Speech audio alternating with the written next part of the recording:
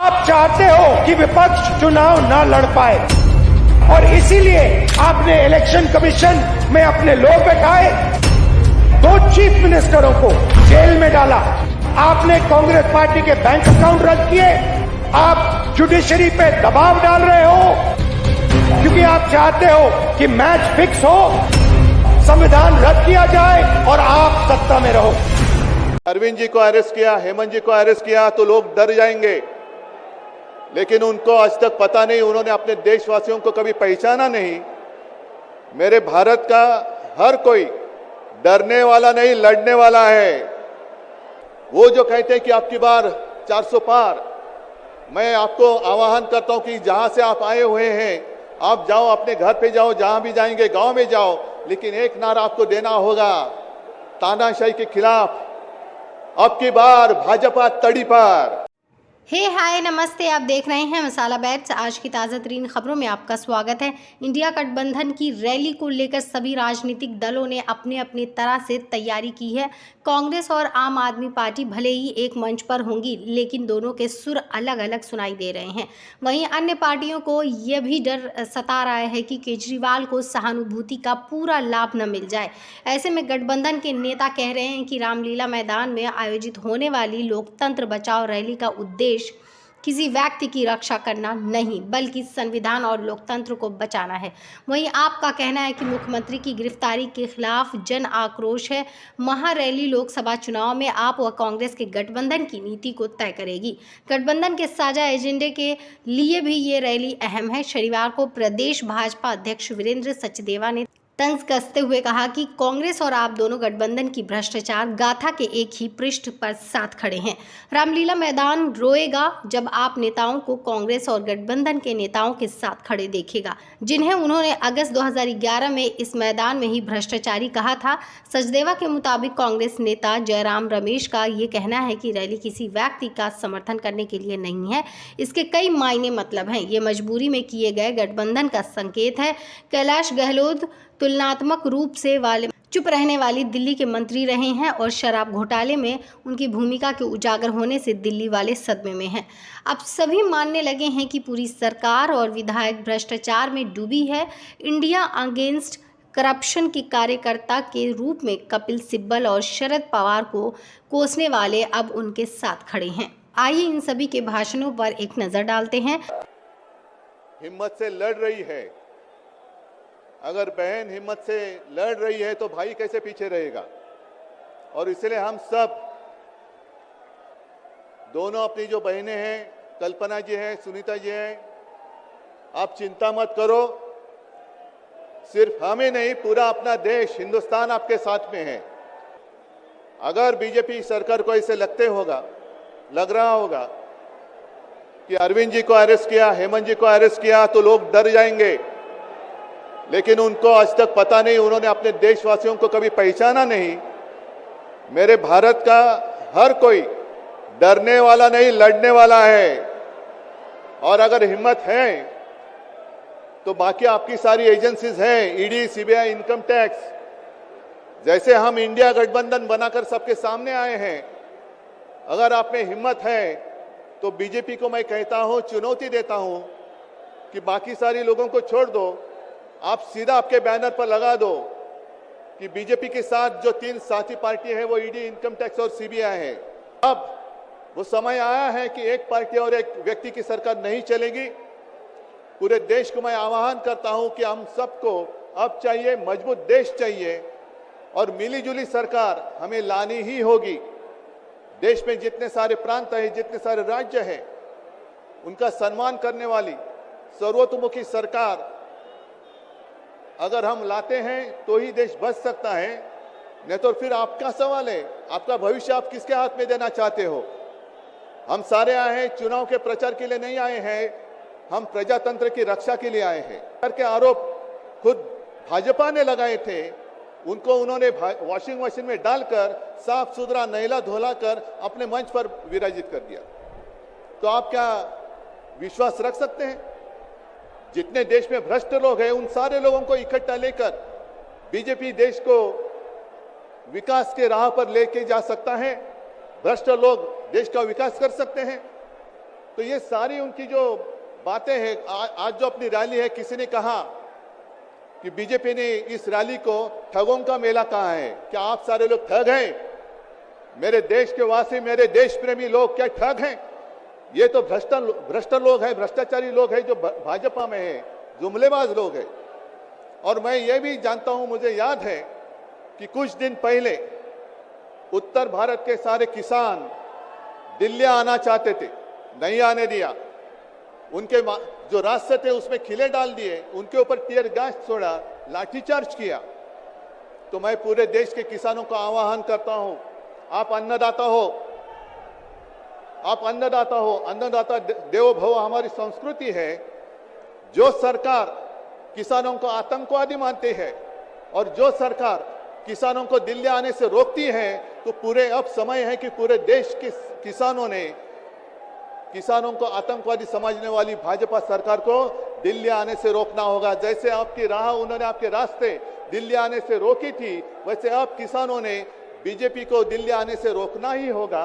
और एक नारा जो मैंने मुंबई में दिया था, वो जो कहते हैं कि आपकी बार 400 पार, मैं आपको आह्वान करता हूं कि जहां से आप आए हुए हैं, आप जाओ, अपने घर पे जाओ, जहां भी जाएंगे गांव में जाओ, लेकिन एक नारा आपको देना होगा तानाशाही के खिलाफ, अब की बार भाजपा तड़ी पार, अब की बार भाजपा तड़ी पार। और ऐसे तानाशाही करने वाली सरकार अब हम दिल्ली आने नहीं देंगे। यही शपथ लेकर आगे हमें सरकार के जितने भी सदस्य हैं, अपने प्रधानमंत्री नरेंद्र मोदी जी को याद दिलाना चाहती हूं कि इस जीवन राम भगवान के जीवन गाथा का क्या संदेश था। सत्ता सदैव नहीं रहती, सदैव नहीं रहती सत्ता। सत्ता आती है, जाती है, अहंकार चूर चूर होता है एक दिन। बीजेपी के एमपी ने कहा कि जैसे ही हम चुनाव जीतेंगे, मैच फिक्स करके 400 सीटें जीतेंगे, वैसे ही हम संविधान को बदल देंगे, संविधान को रद्द कर देंगे। ये ऐसे ही नहीं बोला गया, ये टेस्ट करने के लिए, आइडिया टेस्ट करने के लिए बीजेपी के एमपी ने बोला है। ये लड़ाई संविधान को बचाने की लड़ाई है। जैसे अखिलेश जी ने कहा, संविधान चला जाएगा, गरीबों के हक चले जाएंगे, आरक्षण चला जाएगा, और जो आपका धन है, गरीबों का धन है, किसानों का धन है, मजदूरों का धन है, वो 5-6 लोगों के हाथ में चला जाएगा। आप याद कीजिए, मेरे माताओं से मैं निवेदन करता हूं, आप याद कीजिए, अगर बीजेपी की सरकार इस देश में संविधान बनाती तो वो पहला काम करते, महिलाओं को वोटिंग की पावर ही नहीं देते, क्योंकि उनके विचार वैसे हैं। लेकिन भारत एक ऐसा देश है, पंडित जवाहरलाल नेहरू जी और डॉक्टर बाबा साहब अम्बेडकर ने मिलके एडल्ट फ्रेंचाइज लाकर हर एक आदमी को वोटिंग का अधिकार दिया, चाहे वो स्त्री हो, चाहे वो पुरुष हो, चाहे वो नौकर हो, चाहे वो मालिक हो, चाहे कारखाने का बड़ा से बड़ा धनी हो, सबको अधिकार मिला। इससे पहले था क्या? आज बड़े बड़े बात करते हैं, इतनी टीका करते हैं हम पे कि लोकतंत्र खतरे में है, देश का लोकतंत्र खतरे में है। इनको ये लगता है कि ऐसे हम चला लेंगे, डंडे से चला लेंगे। ये देश किसी के बाप की जागीर नहीं है, ये 140 करोड़ लोगों का देश है। ये आजादी ये आजादी हमें शहीद आजम भगत सिंह, राजगुरु सुखदेव, मदन लाल ढींगरा, करतार सिंह सराबा, चंद्रशेखर आजाद जैसे हजारों योद्धाओं ने अपनी जवानी में गले में फांसी के रस्से लटका के ये आजादी हमें दी है। ये इनके किसी बाप दादे की जागीर नहीं है। क्या समझते हैं ये? इसको भी अंदर कर दो, इसको भी अंदर कर दो। जो अस्पताल बनाता उसको अंदर कर दो, जो स्कूल बनाता उसको अंदर कर दो, कांग्रेस पार्टी के खाते फ्रीज कर दो, किसी के नेता फ्रीज कर दो। ऐसे जीत लोगे? हम वो पत्ते नहीं हैं, हम वो पत्ते नहीं हैं जो शाख से टूट कर गिर जाएंगे। आंधियों को कह दो अपनी औकात में रहें। समझते क्या है ये? अरविंद केजरीवाल को अंदर कर दो, हेमंत सोरेन को अंदर कर दो, इसके घर ईडी भेज दो, इसके घर इसकी एमपीशिप कैंसिल कर दो, इसका घर छीन लो। अरे मालिक तुम हो, इन घरों के मालिक तुम हो। इन घरों की मालिक 140 करोड़ जनता है। कोई पता नहीं किस घर में लोगों ने किसको पहुंचाना है। ये गलत फहमी में है। हुकूमत वो करते हैं जिनका दिलों पर राज होता है। यूं कहने को तो मुर्गे के सर पे भी ताज होता है। आज सुनीता जी, आज कल्पना जी बैठे हैं, सोनिया जी बैठे हैं।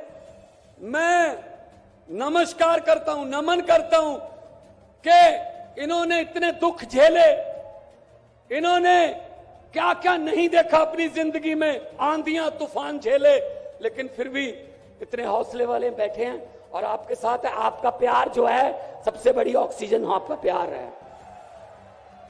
ये तालियां किसी को ऐसे नहीं मिलती। किसी को दिहाड़ी दे के मोदी मोदी करवाना बहुत इजी है।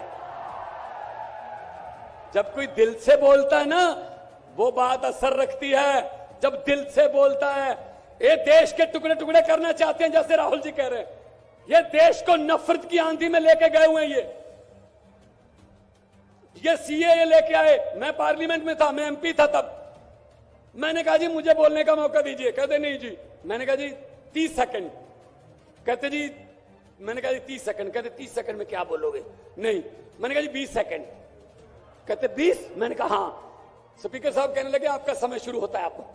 तो मैंने 20 सेकंड में बोला, मैंने कहा लंबे सफर को मीलों में मत बांटिए, कौम को कबीलों में मत बांटिए। एक बहता दरिया है मेरा भारत देश, इसको नदियों और झीलों में मत बांटिए। अरविंद केजरीवाल को तो गिरफ्तार कर लोगे, लेकिन उसकी सोच को कैसे गिरफ्तार करोगे? जो लाखों अरविंद केजरीवाल देश में पैदा हो चुके हैं, उनको किस जेल में कैद करोगे? अरविंद केजरीवाल एक व्यक्ति नहीं है, अरविंद केजरीवाल एक सोच का नाम है। इंडिया गठजोड़ इकट्ठे हैं, सब इकट्ठे हैं। आज सभी के, मेरे ख्याल में कईयों के तो कैमरे भी कांपने लगे होंगे, ये इकट्ठे कैसे बैठ गए? ये चाहते नहीं हम इकट्ठे बैठे, कभी ये इधर से कभी इधर से, कोई अफवाह। लेकिन मैं ये कहना चाहता हूं सबको कि आओ इकट्ठे हो जाएं और इन भ्रष्टाचारियों को कह दो, भगवंत मान ने बोला था, इन भ्रष्टाचारियों को कह दो कि जितने मर्जी इकट्ठे कर लो पैसे, हीरे, मोती, मगर ख्याल इतना रहे कफन पे जेब नहीं होती। कोई पैसा साथ नहीं जाएगा। लूट लो देश को, कितना लूटना है। गरीबों की बद्दुआएं ना लो, गरीबों की बद्दुआएं ना लो। हर बात पे झूठ चल रहा है, हर बात पे जुमला चल रहा है, झूठ पे झूठ, जुमले पे जुमला। अभी जुमले बनाने वाली फैक्ट्रियां चल रही हैं। अभी आने वाले दिनों में आपके पास नए नए जुमले आएंगे, यकीन मत करना। मैंने तो पार्लियामेंट में बोल दिया था, मैंने कहा जी 15 लाख की रकम लिखता हूं तो कलम रुक जाती है। 15 लाख की रकम लिखता हूं तो कलम रुक जाती है। काले धन के बारे में सोचता हूं तो स्याही सूख जाती है। हर बात इस पर ही आपकी क्या जुमला कुछ राय है, निकली। प्लीज कमेंट बॉक्स में मोदी जरूर जी, बताइएगा। अब मिलते तो हैं ये किसी भी नई शक पेशकश के है, साथ, तब क्या तक के लिए चाय इजाजत बनानी आती दीजिए। है? और वीडियो अच्छा लगे तो लाइक शेयर सब्सक्राइब सपोर्ट जरूर करिएगा। मुझे इसी के लगता साथ चाय बने भी रहिए नहीं मसाला बनानी बैट्स आती पे अन्य होगी। खबरों के साथ, जिस तब किस्म तक के का लिए झूठ चल रहा नमस्कार। है।